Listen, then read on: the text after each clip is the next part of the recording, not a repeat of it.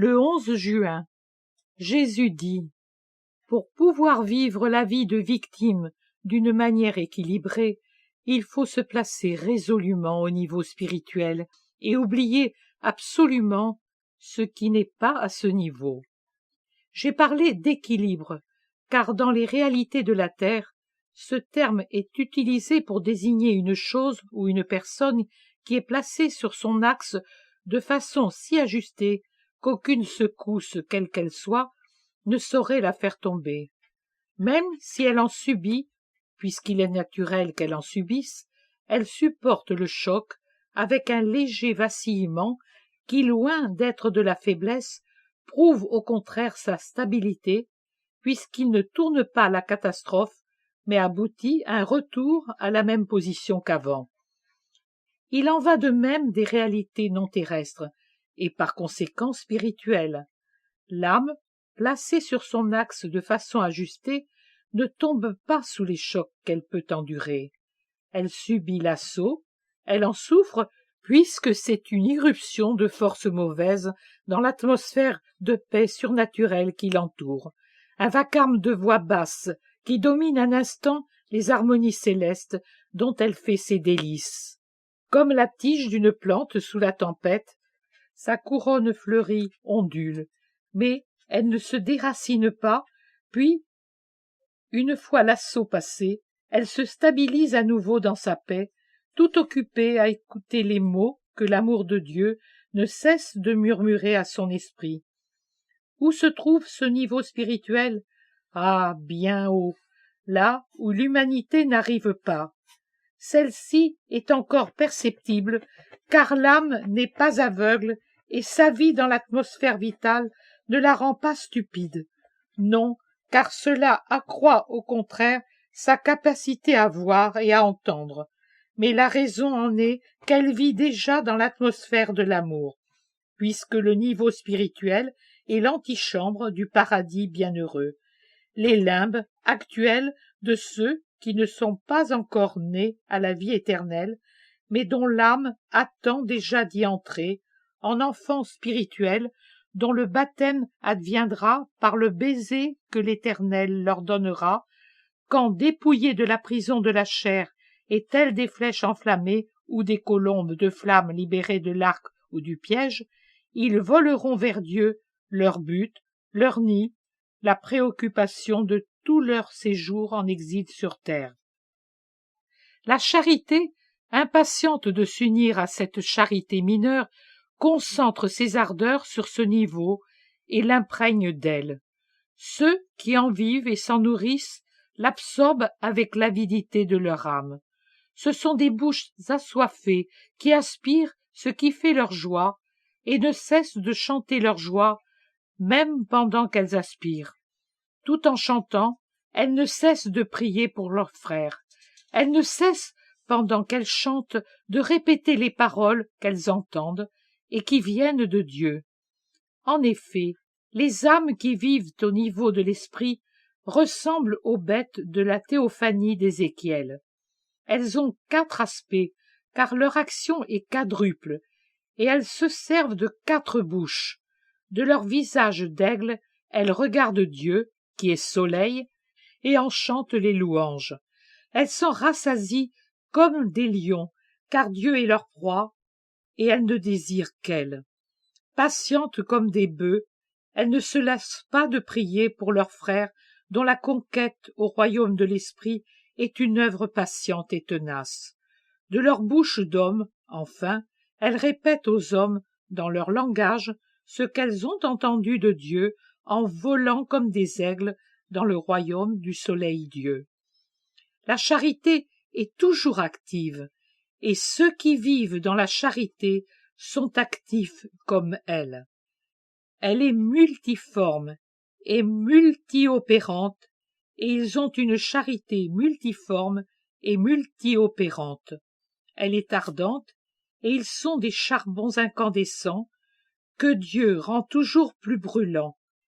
La charité est légère et rapide, et ils ont des ailes pour aller, légers et rapides, là où l'élan de la charité les porte. Ils ne se retournent pas pour regarder ce qu'ils laissent derrière eux. Voici que je t'ai ramené au premier point. Pour pouvoir vivre la vie de victime d'une manière équilibrée, il faut se placer résolument au niveau spirituel et oublier absolument ce qui n'est pas à ce niveau. C'est ce que j'ai dit dans la première partie de cette dictée, et je le répète. Toi, tu es ici, et tu y restes. La seule chose qui puisse te faire perdre ton équilibre, qui est parfait puisque c'est moi qui t'y ai mise et mes actions sont parfaites, c'est seulement ta volonté. Tout le reste pourra bien t'ébranler, te troubler en entrant avec tempête et fracas dans l'atmosphère qui t'entoure, mais n'arrivera pas à te faire quitter ton centre. Rien n'y pourra à moins que tu ne le veuilles.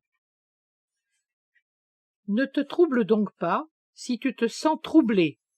Laisse venir ce trouble des autres, qu'il s'agisse d'hommes ou de Satan, mais n'y unis jamais le tien. Ce serait le plus nuisible parce que le plus intérieur. Ne te dis jamais « je ne suis pas capable de bien faire ce que je fais ». Je ne sais pas servir Dieu parfaitement. Je pêche au lieu de me sanctifier. Bien sûr, tu ne sais pas bien faire. Tu n'es pas parfaite. Tu as encore bon nombre d'imperfections. Mais qui donc sait agir bien, à la perfection, sans jamais pécher, aussi longtemps qu'il est homme? Qui est parfait s'il se compare à la perfection? Mais la perfection, précisément parce qu'elle est perfection, c'est aussi juger et voir parfaitement. Par conséquent, elle sait voir votre intention, votre zèle, votre effort pour bien faire, pour servir parfaitement, pour ne pas pécher, et c'est avec un sourire qu'elle annule les fautes et pardonne, et qu'elle accomplit ce que vous ne parvenez pas à accomplir. Au niveau spirituel, toute pensée humaine doit mourir. C'est très difficile, c'est pourquoi l'on qualifie d'héroïques les vertus des saints, et les saints sont si rares parce que les héros sont rares. D'ailleurs, cet héroïsme est plus grand, plus complexe et surtout plus long que l'héroïsme humain, qui n'est qu'un épisode dans la vie d'un homme, alors que le premier représente la vie même d'un homme. L'héroïsme d'un homme concerne l'acte imprévu qui se présente et qui ne laisse pas le temps à la chair d'exprimer ses voix peureuses. Même si l'homme ne s'en rend pas compte, son héroïsme s'appuie toujours sur deux béquilles, un caractère impulsif et le désir de louange.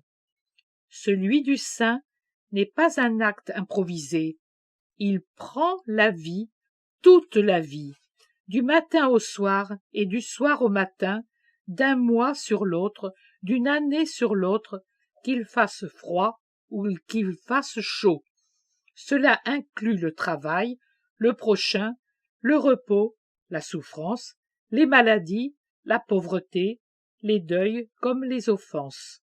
C'est un collier auquel chaque minute ajoute une perle qui s'est formée à partir des larmes, de la patience, de la fatigue. Cet héroïsme ne tombe pas du ciel comme une manne. C'est en vous qu'il doit naître, en vous seul. Le ciel ne vous donne pas davantage qu'aux autres. Le monde, lui, non plus, ne vient pas à son aide. Il le combat plutôt et s'y oppose de 1000 manières. Il est vrai que ce combat est le meilleur facteur de formation, puisque le cœur de cet héroïsme consiste à supporter le monde avec patience et à l'aimer pour la haine qu'il vous porte.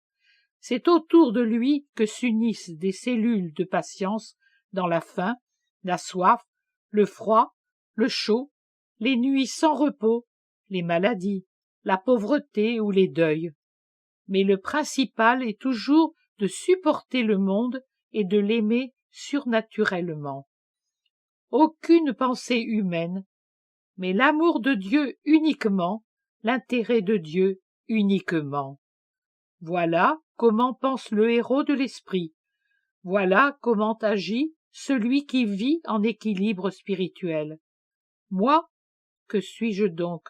Mes souffrances, mes fatigues, ma pauvreté, les préjudices dus au prochain? Cela ne compte pour rien. Ce qui compte, c'est Dieu.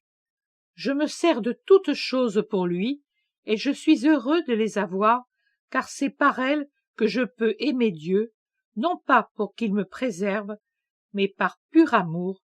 Je peux servir Dieu en utilisant cette monnaie pour sauver les autres et donc agir dans l'intérêt de Dieu.